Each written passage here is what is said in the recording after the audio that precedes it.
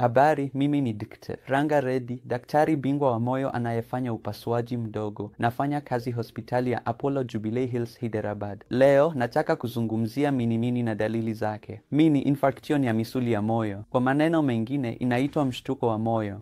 Sasa, ni dalili gani unazopata kabla ya kupata MI? Kwa kawaida, tunapata usumbufu kifuani na ugumu wa kupumua.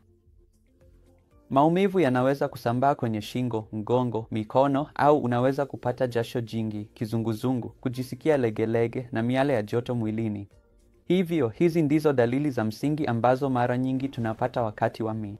Kama tayari MI imeshatokea, unaweza kupata ugumu wa kupumua kwa shida wakati wa kufanya kazi au hata ukiwa umepumzika. Kwa hiyo, kama una dalili kama hizi, unapaswa kwenda kumuona daktari wa moyo aliye karibu nawe au angalau upime na umuone daktari haraka iwezekanavyo.